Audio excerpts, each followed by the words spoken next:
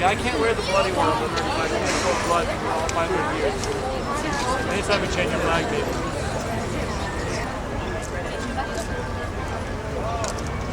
Yeah, see it.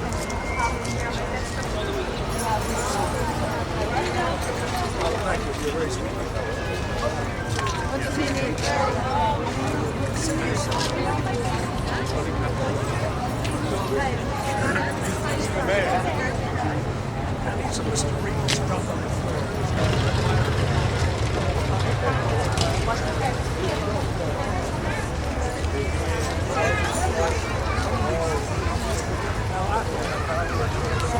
Okay, folks, we're getting ready to begin, and as I was saying earlier, there's going to be a lot of people. If more people can come forward and sit down in front of the standing people.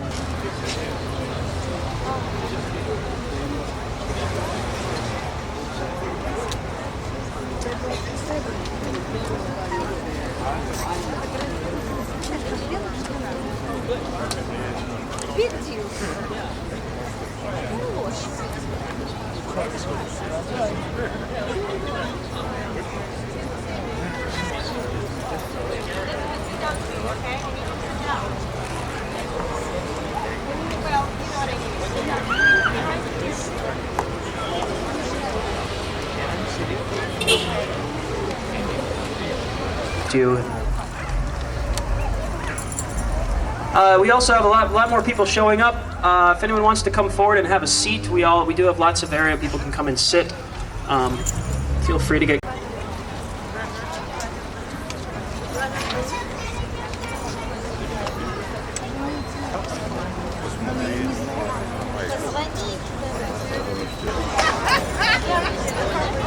Are we rolling? All right. Good evening, ladies and gentlemen, kids of all ages. My name is Jim, and I'm actually a performer out here. I haven't worked here in a while, but I'm a street performer in Harvard Square, and it's amazing to be out here dedicating a really great sculpture to a really great person, and we have a few people here to tell you all about it. We do have a night of entertainment coming up behind you after the dedication, so stick around for the whole night. It's going to be wonderful. It's a beautiful night, no rain. Very happy to be here. I'm glad everyone came out. So I'd like to begin with our volunteers who we've already met. We're going to have them come up here. We're going to unveil the sculpture, and then we're going to have the speakers. So you guys, we'll tell you when, okay? Get ready over there. Don't do it yet.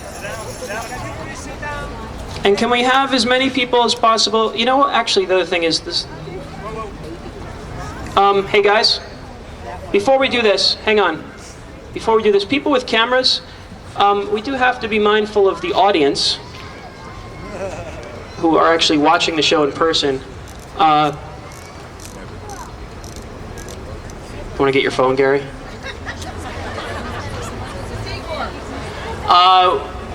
And the other thing, sir, we're going to be playing a bit of video right here, so it's not the best place to stand. We'll let him get his shot, and then we'll have him step aside.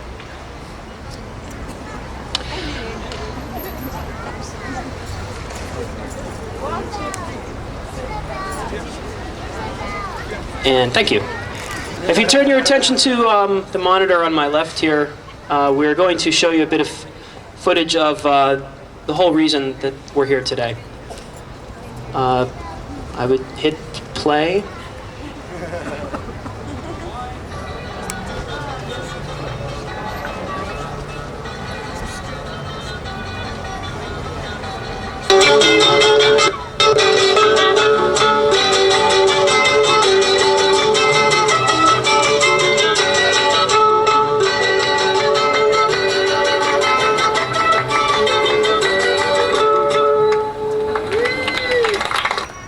Cut the strings!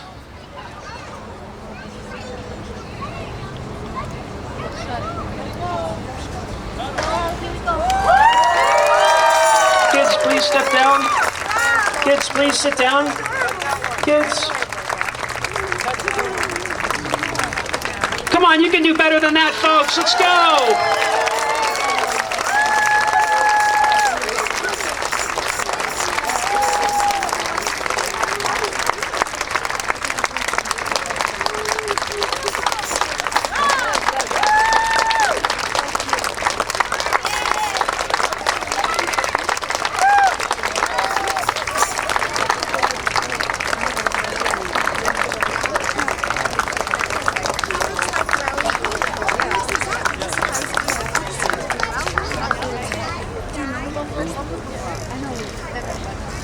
Wow, that looks great.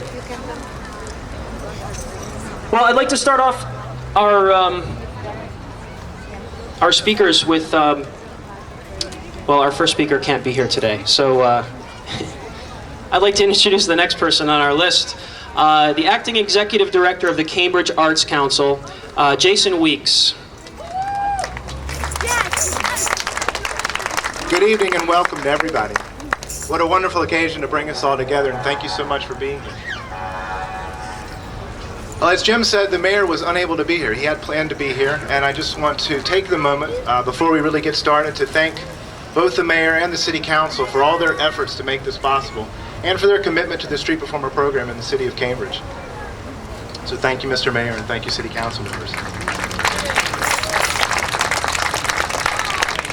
I've got a short story for you, but before I share that, I just want to let you know the things that I came to do this evening is to acknowledge the artist who created this beautiful piece. I want to talk a little bit about the Igor Fokin Memorial Committee and how this project came into being. Talk about the city and how our involvement in this project came about, and tell you who funded this project as well. So as Jim said, I'm Jason Weeks. I'm the director of the Cambridge Arts Council, and I work directly with the Street Performer program and many of the street performers here in Cambridge, and it's a great pleasure. As soon as I finish talking, I encourage you to take a moment and just listen. And over the sounds of the traffic, you'll hear the sounds of the street performers in Cambridge, here in Harvard Square. All of you at some point in time have enjoyed that, and I just want you to remember it and take the sounds and the sights that you see here tonight with you. So before I acknowledge the artist, I just wanted to let you know what my personal experience was meeting Igor Fokin. I moved to Cambridge, and long before I became involved in the Cambridge Arts Council, I came to Harvard Square to enjoy the performers. I'm a musician and a performer myself, and so I was naturally drawn to Harvard Square and just wonderfully amazed at the people that were out here performing and sharing their talents with the general public. So I spent my evenings out here, and one evening, of course, I stumbled upon a large crowd, actually. Igor tended to pull together a large crowd very quickly and very enthusiastic audiences. And I stood mesmerized, and I watched him bring his different characters out, and suddenly I was confronted with Satchmo. And it wasn't a face-to-face thing, because Satchmo was about 6 inches tall. And it was Igor's character, and he was manipulating him, and I did not know Igor at the time. But here was this sort of wild character with animated eyes and just excitement and enthusiasm, bringing these characters to life. And it was a wonderful experience for me, and I know it was a wonderful experience for everybody that enjoyed his work. So saying that, I want to introduce you to the artist who created this piece you've just seen unveiled before you. Konstantin Simon, standing here to my right. Thank you, sir.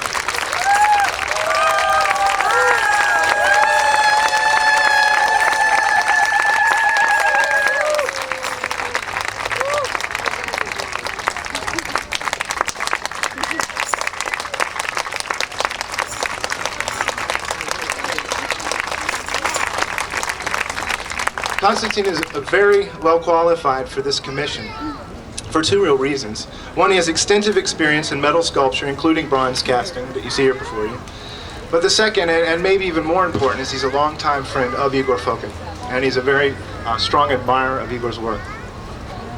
He was born in 1934 in Leningrad, and he's lived with his family here in Boston since 1988. He has a degree in sculpture from the Repin Art Institute in Leningrad and has completed several large and small public commissions since that time. Simon's 1966 monument, The Broken Ring, brought him international recognition and is acknowledged as one of the most significant World War II memorials. His work is in the collection of several of Russia's largest museums, including the Russian Ministry of Culture and the State Museums of St. Petersburg, Irkutsk, Novosibirsk, and Arkhangelsk. One of his more recent sculptures, and one you may be very familiar with here, is a 25-foot totem entitled America, which is prominently displayed at the entrance to the DeCordova Sculpture Park in Lincoln, Massachusetts. So thank you again, Konstantin. Beautiful work.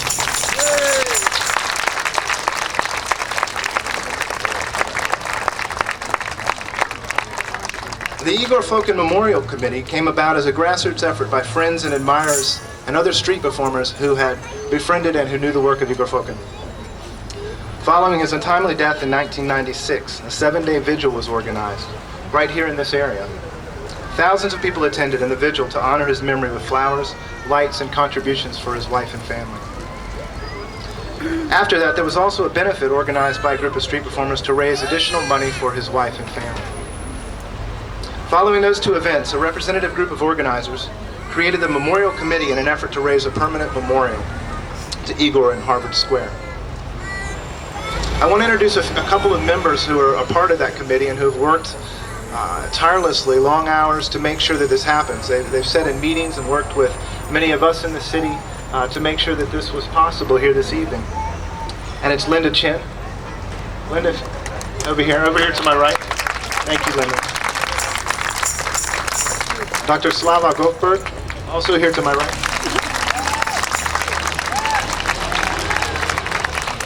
And your host for the evening, Jim, of the Jim Show, here on my left.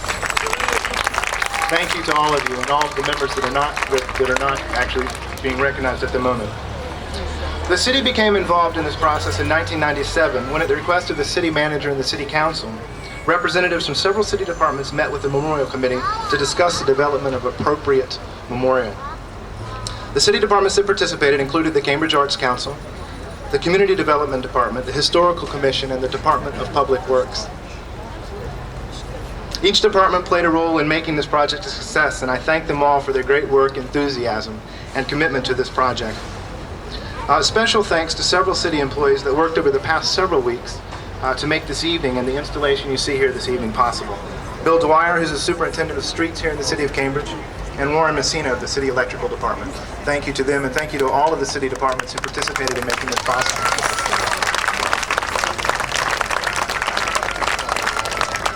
Now, of course, projects like this also don't happen without money. Of course, the heart and the spirit and the emotions were behind this, but that we also needed money to make sure that it happened as well. And I want to let you know who did fund this project. It was made possible through a grant from the Cambridge Arts Council grant program, which is supported by both the City of Cambridge and the Massachusetts Cultural Council. Also with a grant from the Fund for the Arts, a restricted fund of the New England Foundation for the Arts. And by contributions from members of the Harvard Square Business Association. All the businesses you see around you and that you come and visit here in Harvard Square, many of them also contributed to make this possible. And they contributed under the guidance of someone else that's here this evening and someone that will speak shortly. Here to my left, John P. Giovanni of the Trinity Property Management. He oversaw this group and helped to do fundraisers and pull together the donations to make the fabrication of the piece possible. So thank you so much to everybody that's involved. After the speeches this evening, you'll have the opportunity to spend time here. We've closed down a portion of Brattle Street. You'll see performers out here in the streets working. So I encourage you to stick around and enjoy Harvard Square and enjoy the street performers. Take care and have a good evening.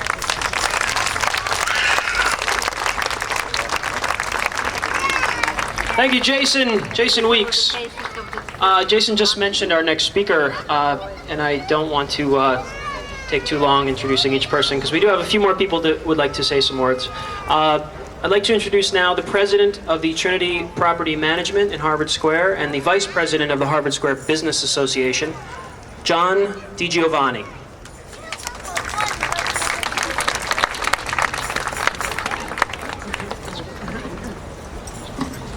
Thank you. Thank you very much. I'm honored to be here and to have been able to participate in bringing this memorial to Harvard Square.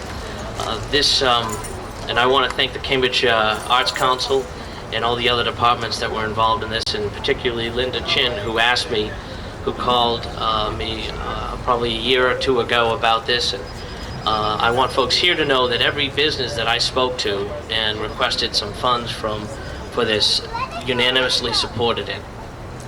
And I'll tell you from my perspective, I'm as far as from being a performer as possible, but I loved being a spectator. I lived in the square for 12 years and involved in the commercial aspect of Harvard Square. There's always debates about what's appropriate for the square, density and scale and types of businesses.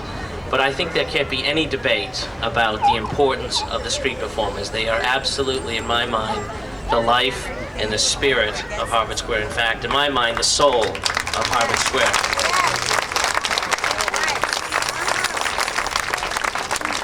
And when I was asked, I really felt honored. What I remember of Igor, and I loved all the performers here. His performance was magical, but to me, what was most impressive was watching not the puppets, but to watch the children, and how mesmerized they were by his puppets. It was just extraordinary. I just wish my children, I have a 5-year-old and a 2-year-old, could have experienced it. And I'm sure everyone here knows how great he was. So I just want to say I'm thrilled to have been part of this, and that this memorial be a reminder for all of us when there are issues in the square. The most important thing is that we make sure the street performance have all of the abilities to make it the lively and authentic place that Harvard Square is. Thank you.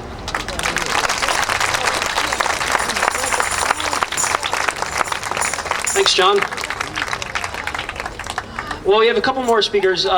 Coming up, we have a dear friend of Igor's, a performer who knew Igor, and the next speaker is a fan of Igor's and someone who got to know him over his time here, but knew him more as a fan. I'd like to introduce Anatole Zuckerman.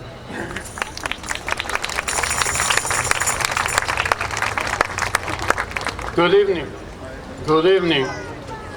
I and my wife first met Igor Fokin at this very place a few years ago. The first thing we saw was the outer circle of people laughing and clapping, and then we saw the inner circle of children laughing and clapping, and then we saw something that we have never seen before and will never forget. That was the Igor's puppet show. Since that time, I talked to Igor many times, and he complained to me that he was trying to get some enclosed theater, some facility in the building, but the only space available for him was this space where we now stand and remember his great performance. Who knows, if he lived longer, he could have gotten a room in a building for his theater and become a part of our performing establishment. But now and forever, he belongs to the great tribe of street performers and to all of us, as long as we remember him. Children of all ages and times will gather at this place around this little sculpture to remember the true art, that the true art belongs to all people, inside and outside of our buildings. It is a shame that the members of Igor's family who are now live in St. Petersburg could not come to this celebration, despite the best efforts of our best people here who wrote the letters to senators, to state representatives, to our the State Department who's responsible for visas for people to come here. We could not get the visa for Igor's widow, Asa Hanina Fokin. And I think that's a real shame, and I think not the end of the story. I think we all should gather signatures and write the letters to your elected officials. Please bring Asa Fokin to this place so she can see the memorial that was built to her husband. Thank you.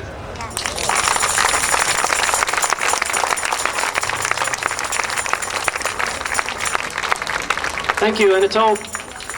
I'd like to introduce now a performer who knew Igor from Harvard Square, who used to work right across the street from him, Jim of The Jim Show.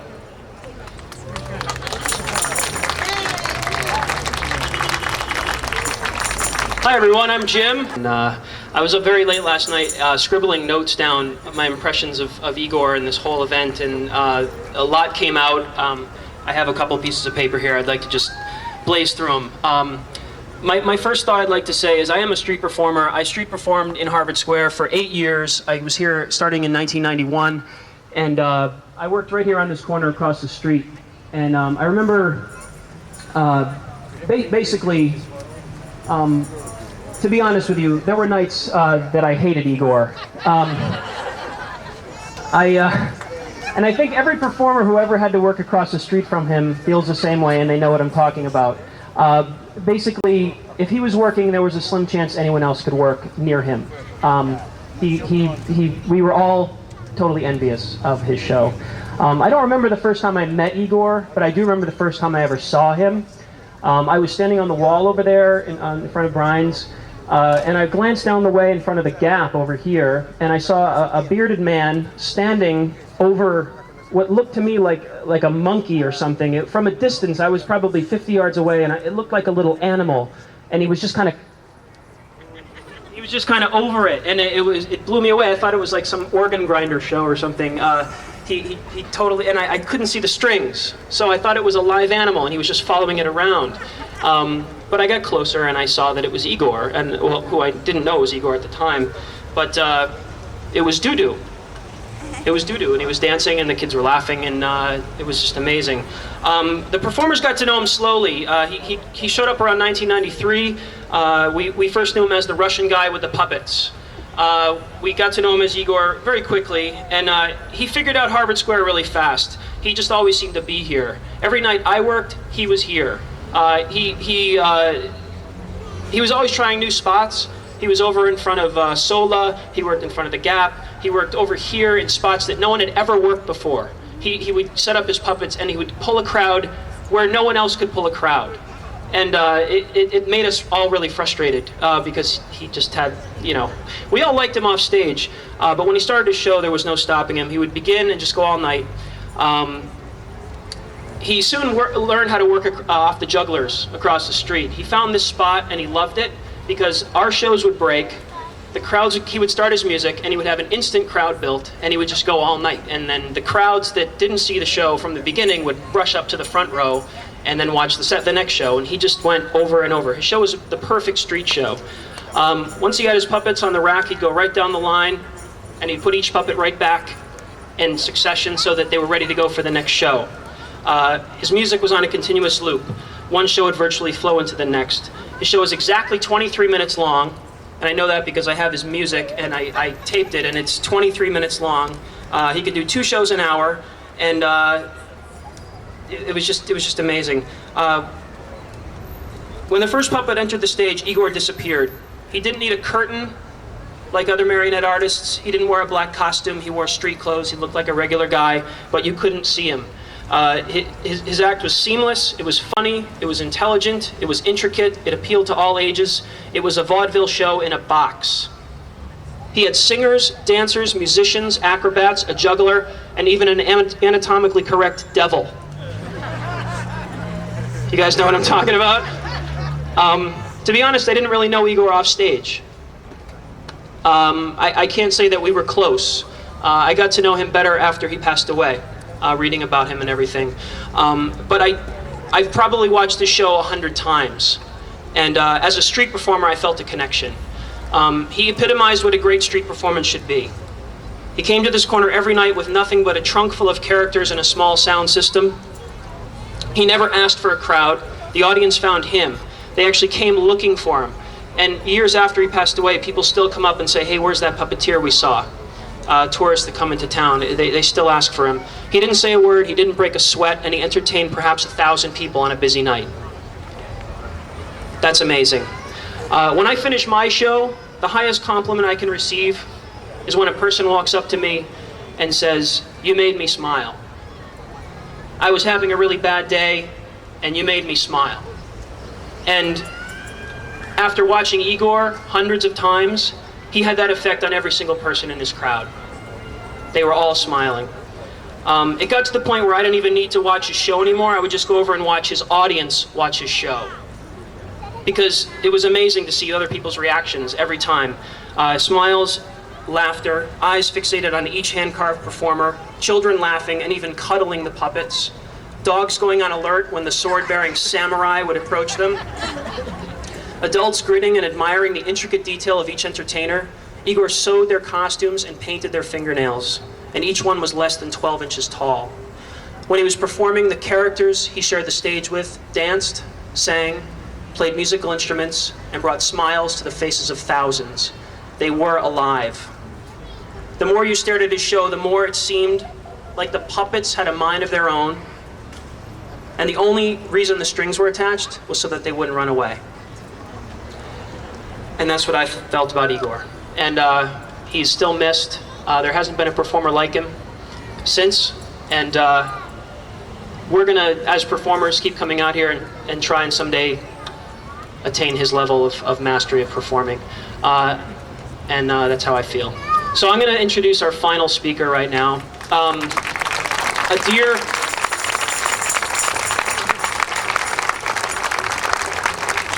A dear friend of Igor's and a friend of his family, and someone who is actually the person who's responsible for all of this happening. By 5 years ago, he wrote a letter, and he'll probably talk about that. And he's responsible for all of this. Please welcome Slava Goffberg.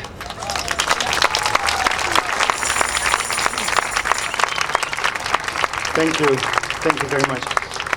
Before I say something, I want to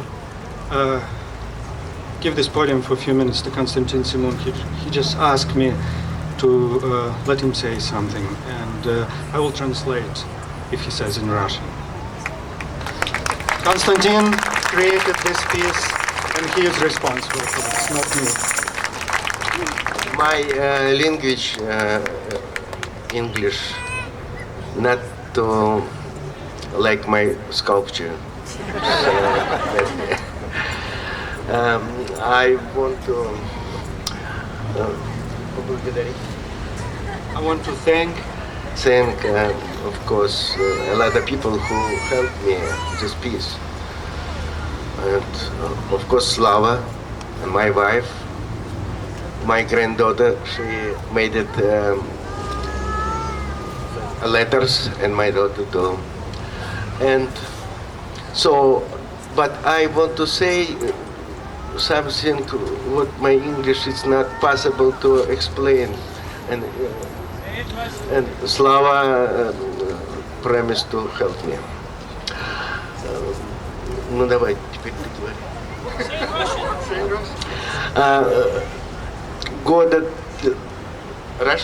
Года 3 тому назад я был в Ленинграде. Я поехал на электричке посетить могилу моего двоюродного брата, который погиб во время войны с Германией. About 3 years ago, I was in Leningrad, and I went on a train to visit the grave of my cousin who died in the war with Germany. Электричка была полна народу, как селедки в банке. The commuter train was filled with people like herring in a can. Я стоял в тамбуре и слышу, как напротив дверь, очевидно, кричат на женщину, очевидно, она была с ребенком. Да возьми своего ребенка на руки.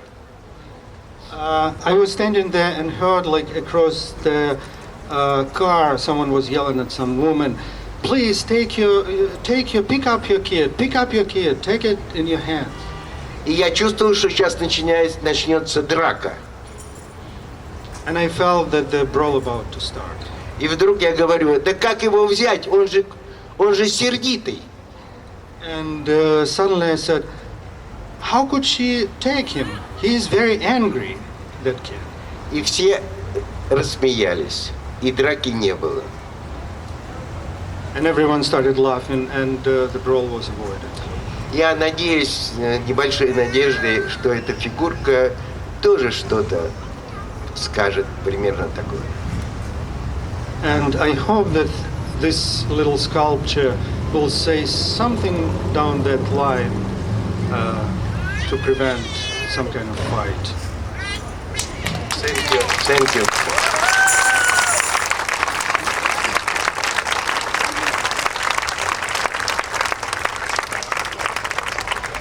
Thank you, Konstantin. It was great and very timely. Before I say something about Igor, I want to read the letter from his wife. She faxed it to me today. And she asked me to translate it to English and read it in English so everyone could understand it. And that's what she wrote. His wife is in St. Petersburg, in Russia, for people who don't know now. My dear friends, everyone who came today to honor the memory of my husband, and everyone who could not come. I'm very, very grateful to you for this, and also for all the support I get from you 5 years ago. The time is flying, children are growing, but the compassion and kindness never get erased from the memory. God will reward you for that. I read your letters again and again, and this helps me. I feel terrible that we couldn't come to thank you all in person, and that we could not be here tonight on the square that Igor loves so much, and that we could not see the film that we've been waiting for so long, and could not see the sculpture. We thank you from all our hearts, everybody who took part in the organizing of this event. I know it took a lot. Everything that is going on tonight has great meaning for Igor, for me, for our children. With best regards, Asa Fokin.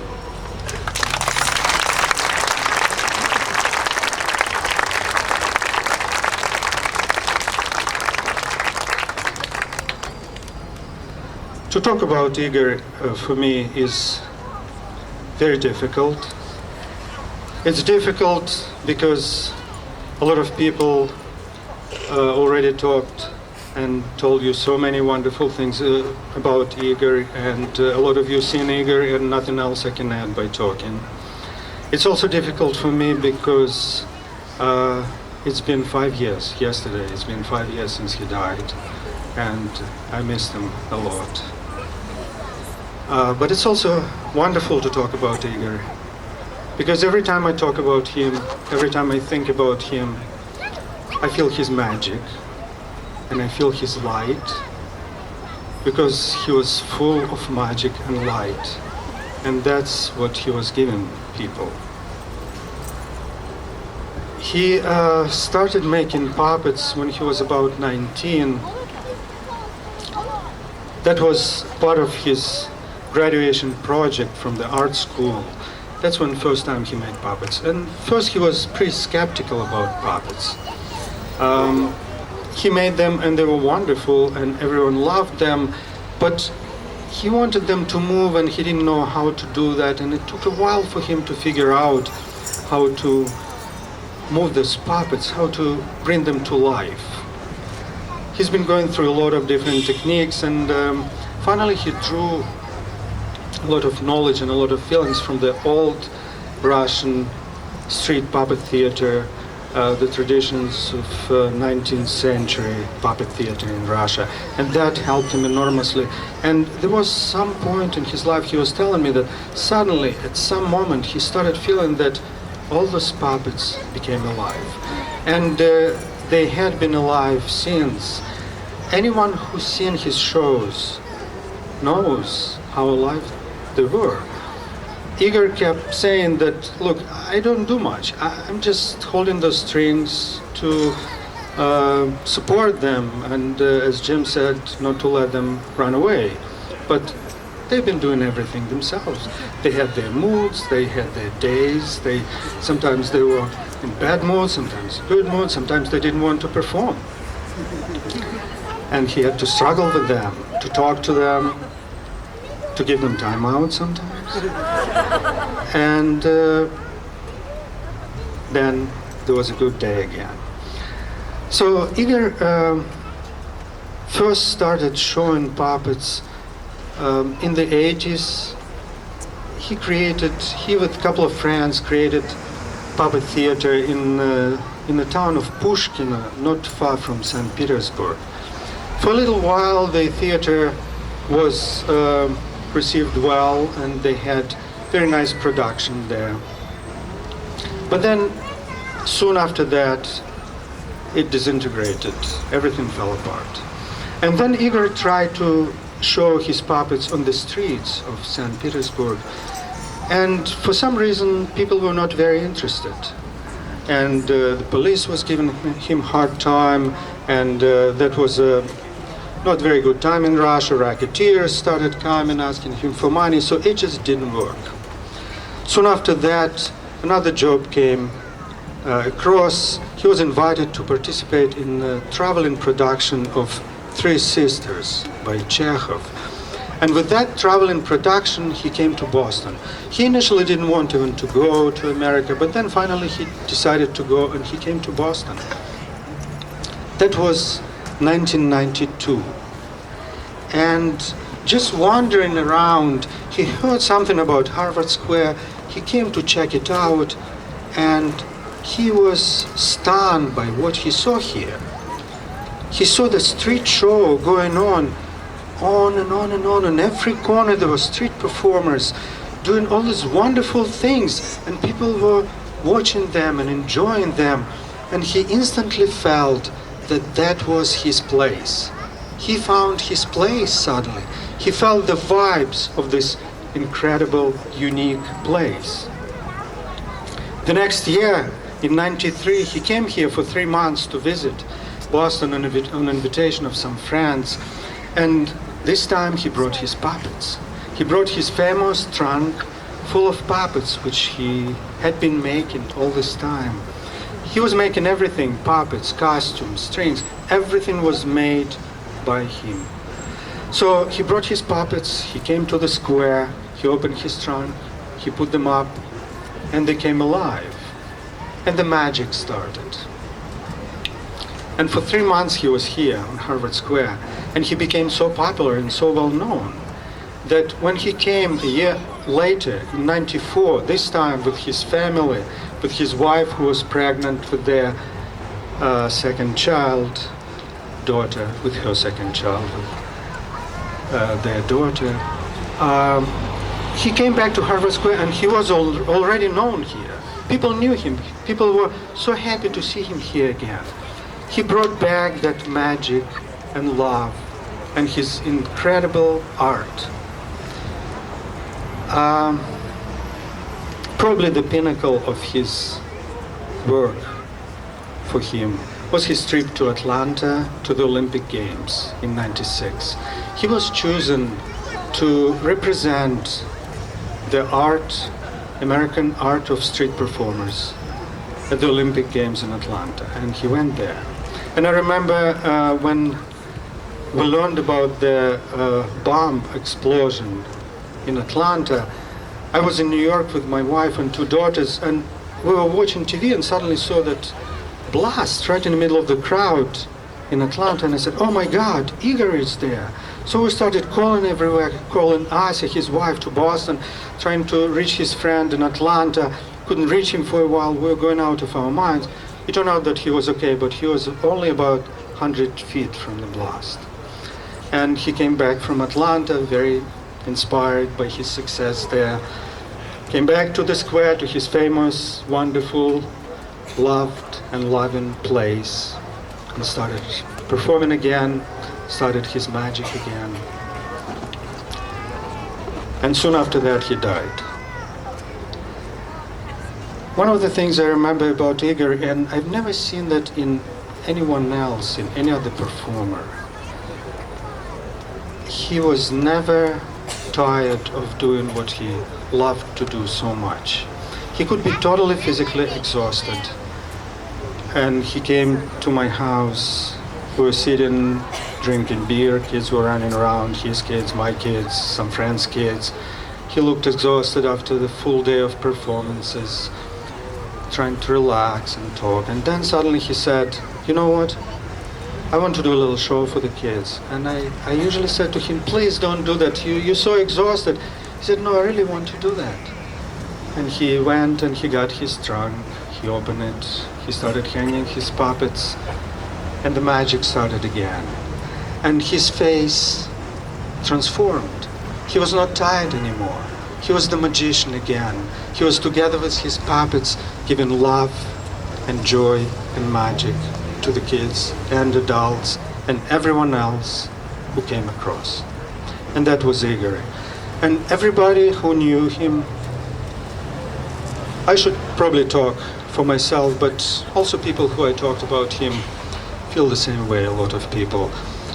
While he was here, while we knew him, none of us realized how enormous he was, what enormous effect he had on people's souls and hearts, and how much magic and love he brought to people.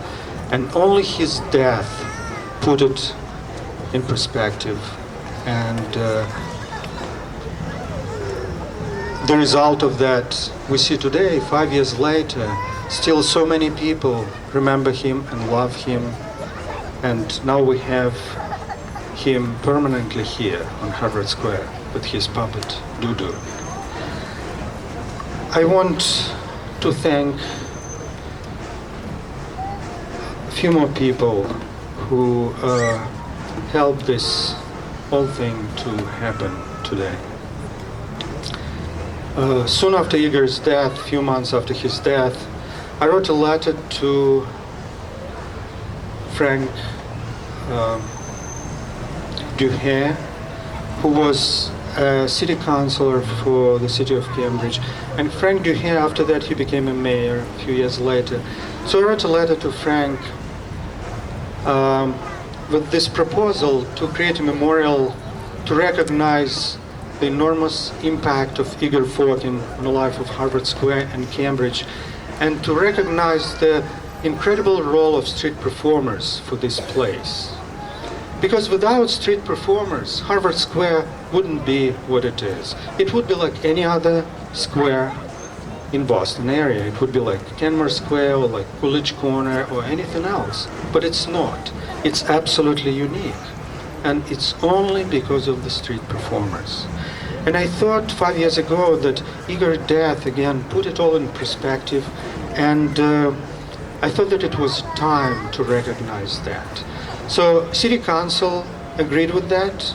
They unanimously voted to go ahead with this project. I met with the director of Arts Council for the city of Cambridge, and we thought that we'll have a committee which will work on this.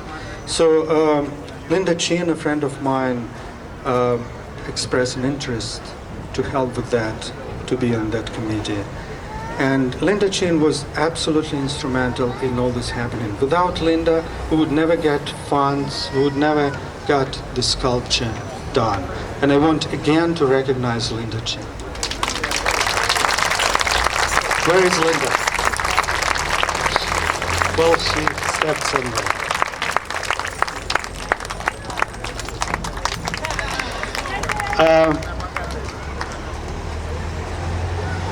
Another person who we invited to be on this committee to represent all the street performers was Jim, from Jim Show, who you saw today already. You will see him again, I think. But I want from myself, from Igor's family, from every friend of Igor, from everyone who loved Igor, to say thank you to Jim. Jim was in this project from the very beginning, and he had so many wonderful thoughts and suggestions, and he had been working so hard on this. I mentioned Frank Duhay, and I want to recognize Frank Duhay. I hope he is here in the crowd somewhere. I think I see him. Mr. Duhay helped to launch this project. Without him paying attention to my letter and getting city council together and making that decision, it would never happen. So I want everyone to recognize Mr. Frank Duhay.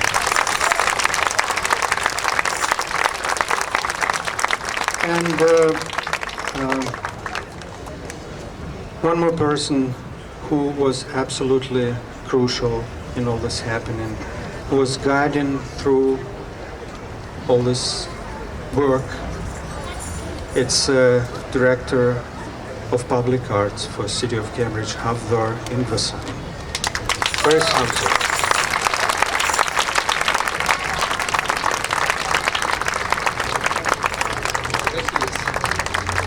He's in the background. He's always in the background. He doesn't want to be on public, but he was the engine of all this project, I would say.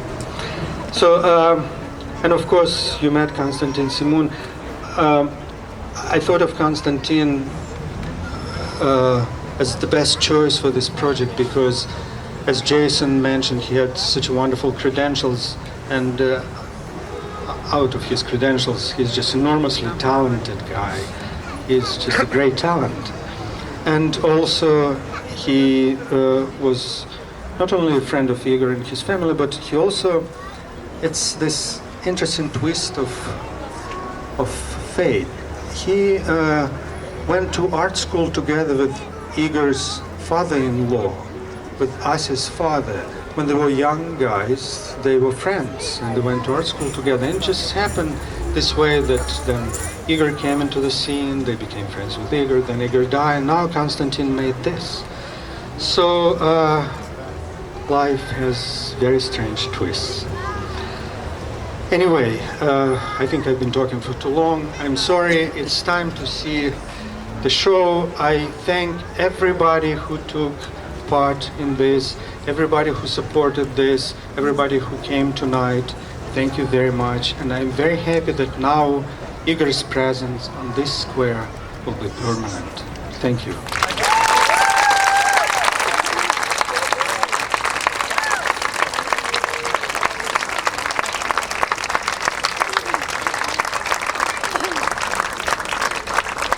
Thank you, Slava. There's not much more I can say. That was wonderful. And I also want to thank you. I know when we were trying to get this sculpture moving, when we started to get the project going, I sent out letters to about 600 people in the area who we had on a mailing list for letters of support, and we got about 200 letters of support back in email and actual physical letters. And that just goes to show that it's the people, like the street performers. We wouldn't be here if you weren't here. You guys support the performers. You guys support art like this. So give yourselves a round of applause for being here and supporting this kind of thing and staying the whole time. It's because you're here. And speaking of street performing, we'd like to turn your attention around behind you. We have a little bit more setup to do, and there's going to be a street performers show in the middle of the street. We've taken over the street tonight, and we are going to organize a crowd and do the show. And I want to thank you all for coming, and thank you for everything. Everything. I have nothing else to say. Stick around for the show, and come look at the sculpture. It's wonderful. Take your time, folks. We got to move some things over there. That was great.